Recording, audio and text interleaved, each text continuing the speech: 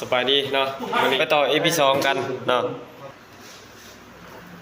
ออกจาก S1 ไปหา S2 S2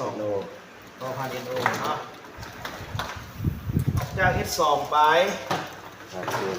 หาคอย K1 เนาะแล้วใส่สีฟ้ามา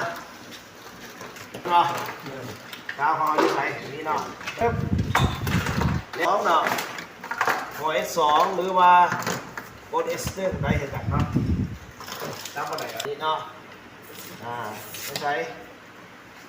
เคสนึงขับเปิดอย่างนี้เนาะเคสนึงขับเปิดตอนนี้เคสนึงอันนี้เคสสองเคสนึงขับเปิด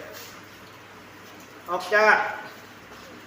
เคสนึงขับเปิดไปเนาะไปเข้าอย่างนี้ไปเข้าหัวคอยก็ได้เนาะเข้าหัวคอยก็ได้มันเป็นอย่างนั้นแต่ว่าเข้าบน S2 ได้เนาะได้หมดเนาะแล้วก็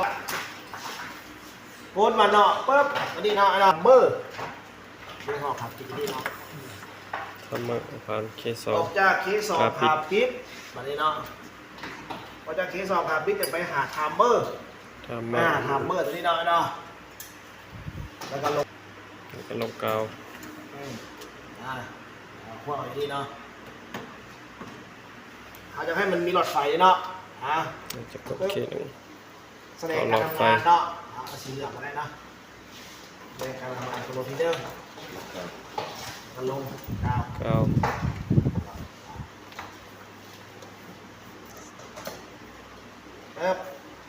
แล้วเลยเนาะคนนี้แล้วมาทีนี้เนาะมาทีกันเริ่มจาก S2 กด S1 หรือว่าหัว S2 เนาะไม่เห็นกันหมดเนาะปึ๊บไปหายังไปหาคอนแทคของทัมเมอร์ทับเปิดนี่เนาะทับเปิดกับอันนี้ทับเปิดอันนี้เนาะออกจากทัมเมอร์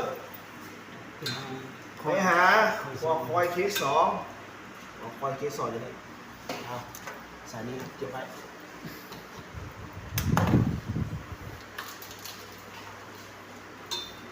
อย่างนี้เนาะเพื่อหาหัวคอยเคสสองแล้วก็ออกจากคอยก็ลงกาวหัวอย่างนี้เนาะปึ๊บเดี๋ยวเส้นนี้หัวทีนึงหัวทีนึงกับตัวนี้มาไม่พลาดยังไปหาเคสสองขับเปิดเคสสองขับเปิดอย่างนี้เนาะออกจากเคสสองขับเปิดไม่ใส่ออกจากเคสสองขับเปิดก็ไปเข้าก้นเคทีนึงก็ได้เนาะหรือว่าเข้าหัวโคนเคสสองก็ได้เนาะมันอยู่ระหว่างเลยเนาะอยู่ระหว่างเข้าไปก็ได้แล้วก็ออกจากก้นเคสสองครับตัวนี้เนาะว่าแม่นอ่านช่องเถื่อนมาเป็นปึ๊บตัวนี้เนาะก้นเคสสองครับเปิดไปหาหลอดไฟแสดงการทำงานเนาะ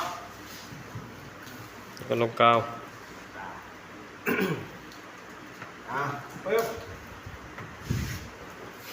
โอเคเนาะเลื่อนเลยเปิดนะเอาใช้เลือดจีสตาร์ทอันนี้เนาะสตาร์ทเนาะ